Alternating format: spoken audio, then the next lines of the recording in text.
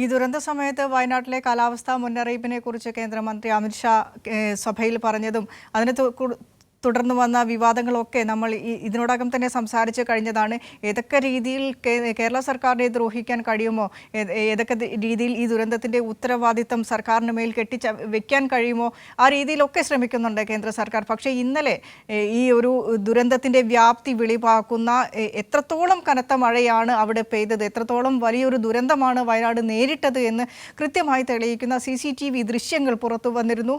ആകാശ ദൃശ്യങ്ങൾ പുറത്തു വന്നിരുന്നു. ഈ മുണ്ടക്കയിൽ ചൂരൽമലയിലും ഉരുൾപൊട്ടൽ ഉണ്ടാകുന്നതിന് മുൻപും ഉരുൾപൊട്ടൽ ഉണ്ടായതിനു ശേഷവുമുള്ള ആകാശ ദൃശ്യങ്ങളും പുറത്തു വന്നിരുന്നു. ആ ഒരു റിപ്പോർട്ടിലേക്ക്.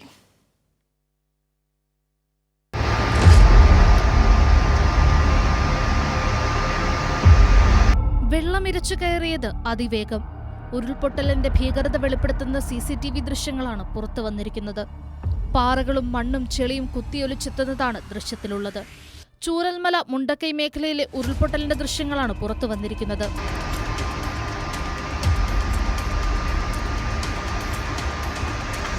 ദുരന്തം നടന്ന ദിവസം പ്രദേശത്തെ ബേക്കറിക്കുള്ളിലേക്ക് മലവെള്ളം ഒഴുകിയെത്തുന്ന CCTV ദൃശ്യങ്ങൾ ലഭിച്ചു. കടയിലേക്ക് വെള്ളം ഇരച്ചു കയറുന്നതും സാധനങ്ങൾ നിലത്തു വീഴുന്നതും ദൃശ്യങ്ങളിൽ കാണാം. എത്രത്തോളം വേഗത്തിലാണ് ദുരിതം സംഭവിച്ചതെന്ന് ദൃശ്യങ്ങൾ ചൂണ്ടിക്കാണിക്കുന്നു.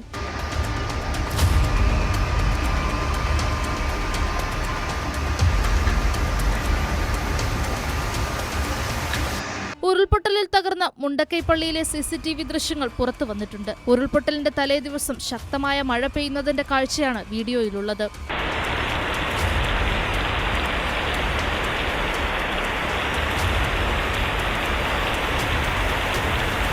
മുന്നറിയിപ്പ് നൽകുന്നതിലെ കേന്ദ്ര കാലാവസ്ഥാ വകുപ്പിന്റെ വീഴ്ചയാണ് ഒരു നാടിനെയാകെ മായ്ച്ചു കളഞ്ഞത്. അതിതീവ്ര മഴ മുന്നറിയിപ്പ് നൽകുന്നതിൽ കേന്ദ്ര കാലാവസ്ഥാ നിരീക്ഷണ കേന്ദ്രത്തിന് വീഴ്ചയുണ്ടായി എന്നതിന് നേർസാക്ഷ്യമാണ് ദൃശ്യങ്ങൾ. കൈരളി ന്യൂസ്, വയനാട്.